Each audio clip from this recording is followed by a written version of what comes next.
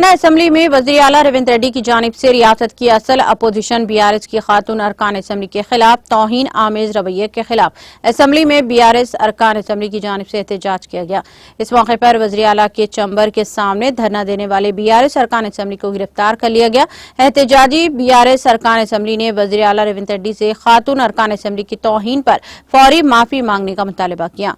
सयाह batches लगाकर assembly में एहतजाज करने वाले बीआरएस अरकान असम्बली को मार्शल्स असेंबली के बाहर ले आए। बाद अज़ां पुलिस इन्हें एक गाड़ी में बिठाकर असेंबली से दूर ले गई।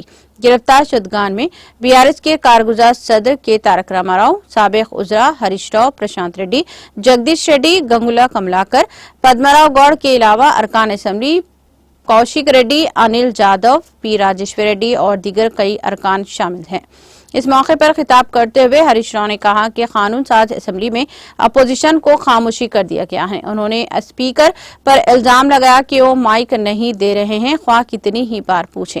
उन्होंने कहा कि तेलंगाना तहरीक में भी ऐसी कोई पाबंदियां नहीं थी, लेकिन कानून साज असेंबली में तेलंगाना तहरीक से जायद पाबंदियां देखना अफसोसनाक है। उन्होंने कहा कि आज जमहूरियत खूनी बन चुकी है। केटीआर ने वज़ीर आला को शदीद तनकीद का निशाना बनाते हुए कहा कि वज़ीर आला को तेलंगाना की लड़कियों से माफी मांगनी चाहिए, माफी मांगने तक छोड़ा नहीं जाएगा। दूसरी तरफ अरकान असेंबली सबिता इंदिरा रेड्डी, कोआ लक्ष्मी और सुनीता लक्ष्मण रेड्डी ने 3 घंटे तक कानून साज असेंबली में खड़े होकर एहतजाज किया। बीआरएस खातून अरकान असेंबली ने वादे किया कि जब तक वज़ीर आला माफी नहीं मांगते एहतजाज जारी रहेगा।